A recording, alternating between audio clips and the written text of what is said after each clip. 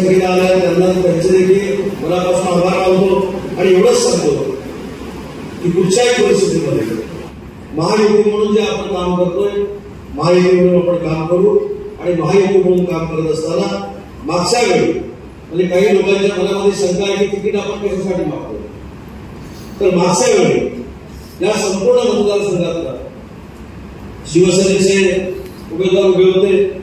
आपल्या मतदारसंघानं तुमच्या सगळ्यांच्या आशीर्वादानं 67,000 सीट त्यांना दिलेलं होतं. पण दुर्दैवानं आम्ही गुवाहाटीला गेलो ते काय गुवाहाटीला आलो नाही.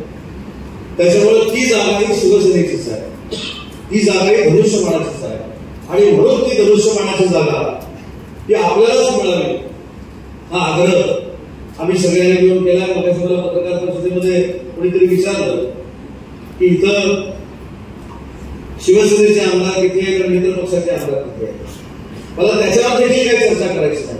मला फक्त एवढंच सांगायचं आहे की ज्या पद्धतीनं या मतदारसंघातलं वातावरण आहे, शेखर निकमांपासून दीपक केसरकरांच्या मतदारसंघापर्यंत हे महायुतीसाठी पोषक आहे आणि त्यातल्या त्यात हे शिवसेनेला जर तिकीट मिळालं तर शिवसेना फार मोठ्या मताधिक्यानं या मतदारसंघामध्ये महायुतीला सोबत घेऊन महायुतीच्या सगळ्याच लोकांचे आशीर्वाद घेऊन अतिशय मोठ्या फरकानं निवडून येऊ शकते. हा आत्मविश्वास माझ्यासारख्या कार्यकर्त्याला आहे. आपल्याला आठवत असेल काल यांची एक पत्रकार परिषद मुंबईला झाली, त्याच्यामध्ये देखील त्यांनी सांगितलं की शेवटी जे आपल्या समोर तिकीट मागतायत हे देखील ज्येष्ठ आहेत, त्यांचा देखील मान सन्मान राहिला पाहिजे. हा आपल्यावरचा संस्कार आहे. आपण तिकीट मागताना दुसऱ्याची निंदा नाराजी करायची हा आपल्यावरचा संस्कार आहे. आणि म्हणून त्यांनी तिकीट मागितले, ठीक आहे. ते म्हणाले की त्यांच्या प्रचाराची सुरुवात झाली, आपण म्हणूया आपल्या प्रचाराची सुरुवात झाली. मला सकाळी मंत्री सांगितलं साहेब त्यांनी त्यांच्या प्रचाराची सुरुवात केली. मगाशी मी सांगितलं या हजारो लोक जमले, आमच्या प्रचाराची सुरुवात झाली. त्याच्यामुळे मला असं वाटतं की त्यांनी काय केलं म्हणून आपण काय करायचं याच्यापेक्षा आपण एक संघपणानं काम केलं पाहिजे. आणि आज दुसरी एक पत्रकार परिषद सांगतो माझी खासदार निलेश राणेंची. त्यांना देखील काही लोकांनी विचारण्याचा प्रयत्न केला की असं झालं तर काय होईल, तसं झालं तर काय होईल, हे केलं तर काय होईल, उदय सामंत आता तिकडे मीटिंग घेतली त्याचं काय होईल. त्यांनी देखील स्पष्ट सांगितलं की राजकारणापेक्षा सामंत कुटुंबाचे माझे अतिशय जवळचे संबंध आहेत. त्याच्यामुळं आम्ही दोन्ही कुटुंब भविष्याच्या राजकारणामध्ये कुठचाही गैरसमज न करता एकत्र राहणार आहोत. जर समोर तिकीट मागितलेले एवढ्या नम्रतेने आपल्याशी बोलत असतील तर आपली देखील जबाबदारी तिकीट मागताना हीच आहे की आपण देखील त्यांचा मान सन्मान करून तिकीट मागितलं पाहिजे, आणलं पाहिजे आणि त्याला सोबत घेऊन आपण लोकसभेमध्ये गेलं पाहिजे.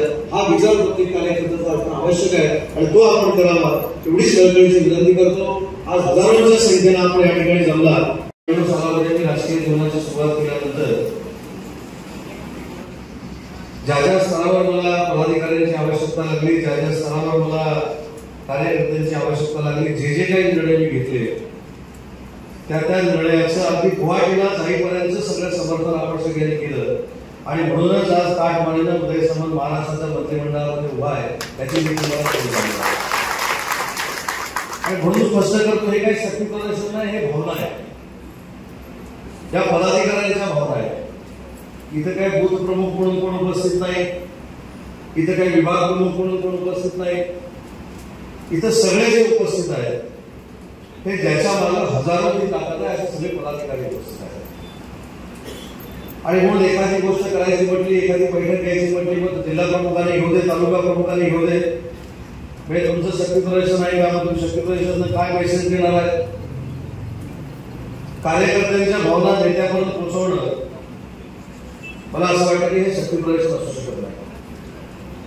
काल देखील मी सिंधुदुर्गामध्ये होतो, काल देखील मी सन्मान्य नारायणराव राणेंची चर्चा केली, त्यांची मी भेट घेतली. पण राणेसाहेबांना जेव्हा मी भेटलो तर राणेसाहेबांनी देखील मला सांगितलं की महायुतीचाच उमेदवार निवडून आला पाहिजे आणि मी देखील त्याला सांगितलं की महायुतीचाच निवडून आला पाहिजे. त्यावेळी दोघांमध्ये एक महत्वाचा जो एकोपा आहे तो म्हणजे महायुतीचा उमेदवार निवडून आला पाहिजे हा एकोपा आहे. आणि म्हणून भाजपला देखील उमेदवारी मागण्याचा अधिकार जसा आहे तसा आपल्याला देखील उमेदवारी मागण्याचा अधिकार आहे. आणि म्हणून मी सांगतो की ज्या पद्धतीनं आपल्याला आरोप प्रत्यारोप केले जातात, मग त्यांनी सांगितले की एक ट्विट आलं आणि ट्विट नंतर आपण माघार घेतली असं सांगण्यात आलं, त्याचा देखील मी खुलासा केला. की त्यावेळी देखील लातूरमधून सांगितलं की आपले उमेदवार जे आहेत त्यांच्यासाठी आपण तिकिटाची मागणी करतोय. हे संवेदनशील भावना करतात. त्यांना ज्यावेळी कळलं की शिंदे साहेबांवर टीका केली जाते, शिवसेनेवर टीका केली जाते आणि शिवसेनेच्या कार्यकर्त्याला तिकीट वाटपामध्ये भरडलं जातं आणि त्याचं कारण कदाचित मी असू शकतो, या भावनेतनं जर एखादं ट्विट झालं असेल तर त्याचं भांडवल करण्याची काही आवश्यकता नाही. ती मनापासूनची भावना होती आणि मला फक्त पदाधिकाऱ्यांना हात जोडून विनंती करायची, कळकळीची विनंती करायची की आपल्याला जेव्हा पाहिजे असतं ते दुसऱ्या आपल्याला टीका करतात म्हणून त्यांच्यावर टीका करण्याची काही आवश्यकता नाही. आपल्याला आपली ताकद माहिती आहे. अनेक नवीन कार्यकर्ते आज माझ्याबरोबर काम करतात. त्याला देखील एक महत्वाचा किस्सा सांगतो की 2004 मी पहिल्यांदा आमदार झालो. त्याच राजन शेट्टी देखील आहे. सर्व काँग्रेसमध्ये पाठवून मी भाजपाचा नगराध्यक्ष केला होता. हा देखील इतिहास महाराष्ट्रात अजून विसरलेला नाही आणि म्हणून मित्र पक्षाला भाजपला अनेक वर्षानं त्यावेळी राष्ट्रवादी काँग्रेस पक्षामध्ये असताना नगराध्यक्ष म्हणून बसवण्याचं काम केलं. त्यावेळी राष्ट्रवादी काँग्रेस पक्षामध्ये होतो. आमच्या कुटुंबाने बसून निर्णय घेतला की आमच्याबरोबर काम करणाऱ्या 14 नगरसेवकांवर जर अन्याय होणार असेल तर या अन्यायाला वाचा फोडली पाहिजे. आणि अशोक मामा मयेकर त्यावेळी त्या रत्नागिरी नगरीचे नगराध्यक्ष झाले आणि बसंत गुरुच्या हे या नगरीचे उपाध्यक्ष झाले. त्याच्यामुळे मी संयमी आहे याचा कोणी गैरसमज करून घेऊ नये. मी संयमी आहे याचा अर्थ मी हतबल आहे अशातला भाग नाही. परंतु आपण सगळे महायुतीमध्ये काम करतो आणि महायुतीचं नेतृत्व आदरणीय एकनाथजी शिंदे साहेब करतात, उपमुख्यमंत्री देवेंद्रजी करतात आणि दुसरं माईक बंद झाल्यानंतर देखील उदय सामंतचा आवाज कोण थांबवू शकत नाही.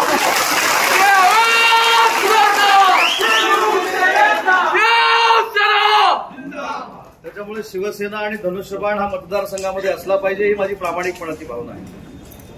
आणि म्हणून काल रात्री 12 वाजता देखील माननीय मुख्यमंत्री महोदयांशी मी चर्चा केली. माननीय उपमुख्यमंत्री देवेंद्रजींशी मी चर्चा केली.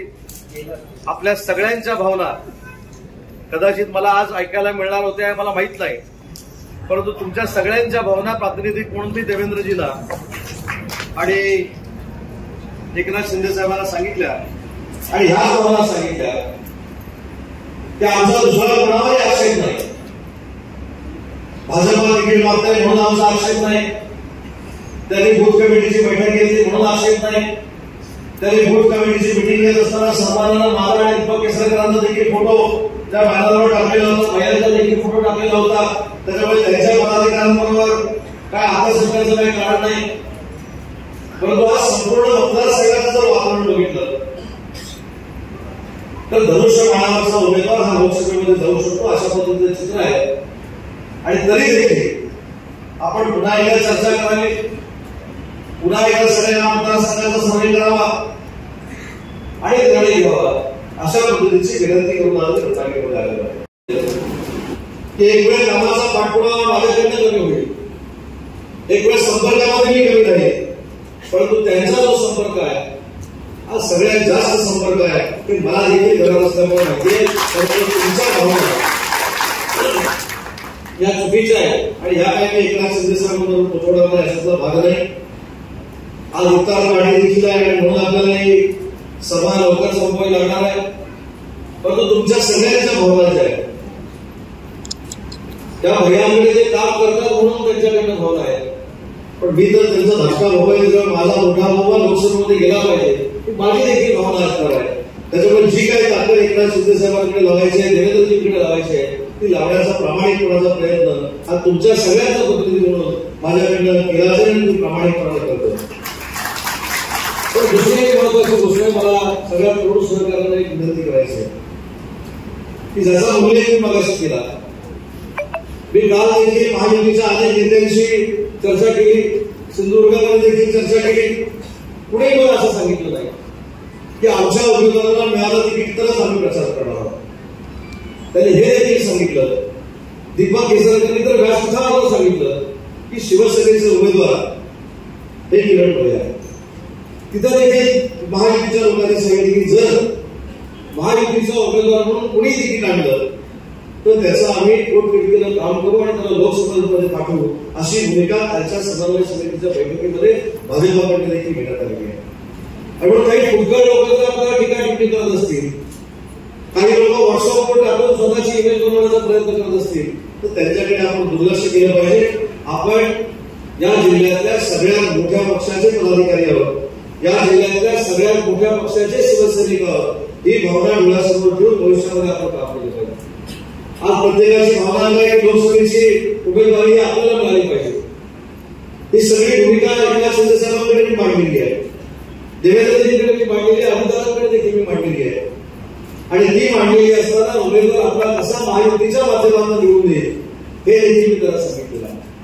पण सांगताना हे देखील सांगितलंय की आमच्या शिवसेनेची ताकद नक्कीच आहे, परंतु महायुतीतल्या प्रत्येक नेत्याच्या आशीर्वादाने शिवसेनेचा उमेदवार निवडून येणार आहे. एवढा आदरपूर्वक आदर देखील समोरच्या सगळ्या लोकांना दिलेला आहे. त्याच्यामुळे मला अशी अपेक्षा आहे की कटुता कुठे येणार नाही, कटुतेने कुठं कामकाज होणार नाही, हे देखील आपण बघितलं पाहिजे. आणि ही निवडणूक फक्त खासदारकीपुरती मर्यादित नाही आहे. आपला खासदार निवडून आल्यानंतर आपल्या जिल्ह्यातला पहिले प्रत्येक आमदार हा आपल्याला शिवसेनेचा बनवायचा आहे. पाचीच्या पाची आमदार आपल्याला शिवसेनेचे करायचे आहेत. अनारसमध्ये असलेले शेखर निकम तिथे काय आपण उभा राहायला जाणार नाही, पण त्यांना तिथे निवडून आणून बाकीचे सगळे चारही आमदार हे आपल्याला शिवसेनेचे बनवायचे आहेत. आणि म्हणून फक्त भावनिक आमची कामणी नाही, तर भविष्यामध्ये शिवसेना आहे त्याच्यापेक्षा चौपटीने या संपूर्ण परिसरामध्ये वाढली पाहिजे, महायुती वाढली पाहिजे. या प्रामाणिक भावनेनं कार्यकर्त्यांची मागणी आहे. हा देखील संदेश तुमचा मी एकनाथ शिंदे साहेबांना सांगणार.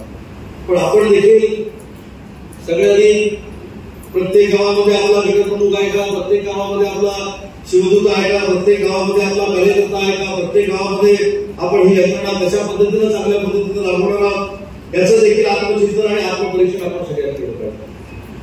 की काल परवा नागपूरमध्ये रामटेक लोकसभा मतदारसंघाच्या प्रचारासाठी गेलो होतो. मला दोन्ही जिल्हा प्रमुखांना एक विनंती करायची, मी काही कागद घेऊन आलेलो, ते कागद मी दोन्ही जिल्हा प्रमुखांकडे देतो. प्रचाराची यंत्रणा अशा पद्धतीनं राबवली पाहिजे आणि ती शांततेने कशी राबवली पाहिजे हे जर तुम्हाला शिकायचं असेल तर काही लोकांकडनं प्रशिक्षण घ्यावं लागेल. प्रत्येक कार्यकर्त्याला मिळायला पाहिजे. या भावनेतच आम्ही सगळ्यांनी मिळून तुमच्या सोबत राहिलो आणि म्हणून कुटुंब म्हणून आपण काम करतो, परिवार म्हणून आपण काम करतो, एकामेकाच्या सुखदुःखामध्ये आपण कायम सामील असतो. त्याच्यामुळे ही देखील निवडणूक ही आपल्या एकामेकाच्या सुखदुःखाची निवडणूक आहे. ज्यावेळी माझा दौरा बघून 5-6 तासामध्ये 4,500-5,000 लोक ज्यावेळी पदाधिकारी जमतात काही तुम्ही निश्चिंत राहा. या भागामध्ये शिवसेनेचीच ताकद आहे हे पुन्हा एकदा सिद्ध झालेलं आहे. आणि म्हणून मगाशी सांगितलं शक्ती प्रदर्शन करायचं आव्हान जर कोणी केलं तर आपल्याला चंपक मैदान देखील कमी पडेल.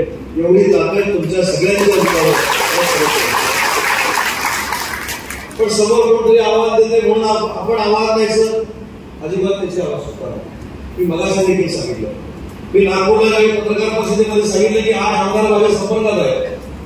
काही शिवसेनेच्या एका नेत्यानं पत्रकार परिषद घेऊन माझ्या टीका केली. त्यांचं नाव मला घ्यायचं नाही, ते माझ्यापेक्षा वयाला मोठे असल्यामुळे आजही त्यांचा आदर करतो. पण या भाषणाच्या निमित्तानं त्याला देखील विनंती करतो की घरापर्यंत पोहोचू नका.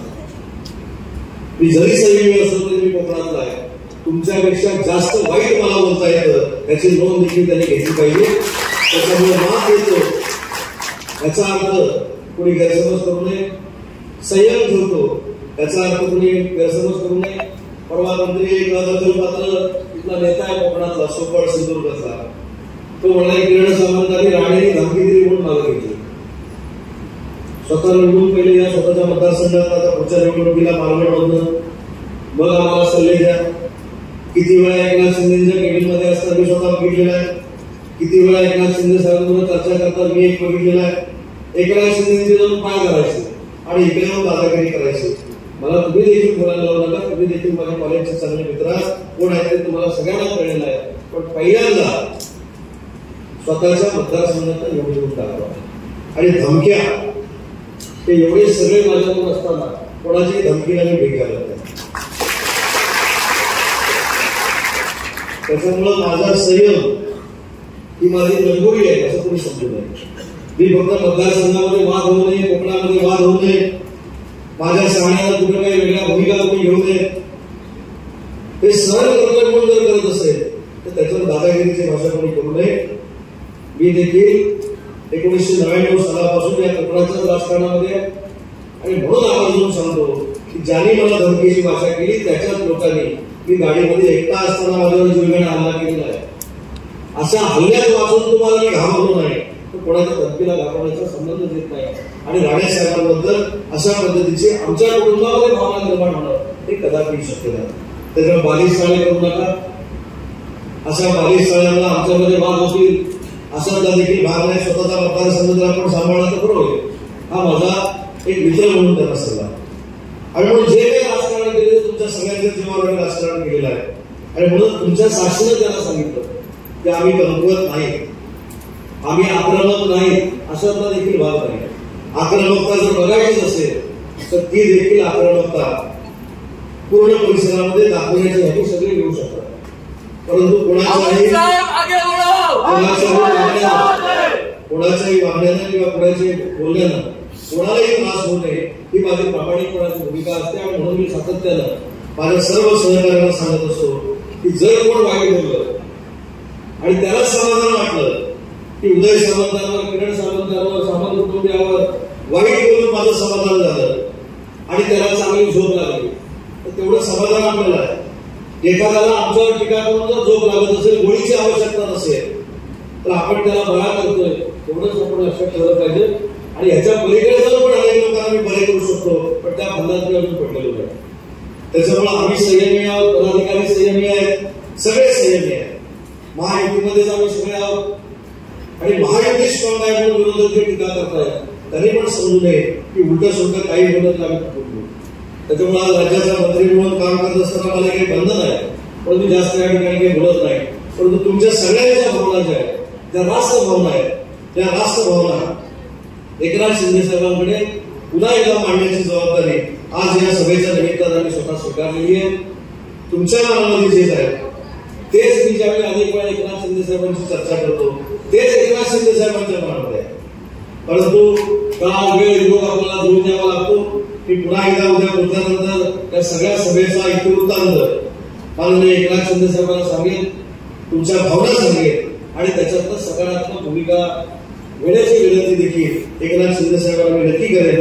हा शब्द या कार्यक्रमाच्या निमित्तानं मी आपल्या सगळ्या जमलेल्या पदाधिकाऱ्यांना देतो आणि पुन्हा एकदा मनापासून आपल्या सगळ्यांचे आभार मानण्यासाठीच मानतो की कार्यकर्त्यांचं प्रेम, पदाधिकाऱ्यांचं प्रेम हे कसं असू शकतं हे जर महाराष्ट्रातल्या तुमच्या आमदाराला बघायचं असेल किंवा कुटुंबावरचं एखादा प्रेम कसं असू शकतं हे जर महाराष्ट्रातल्या तुमच्या आमदाराला बघायचं असेल तर त्याला रत्नागिरीतच यावं लागेल.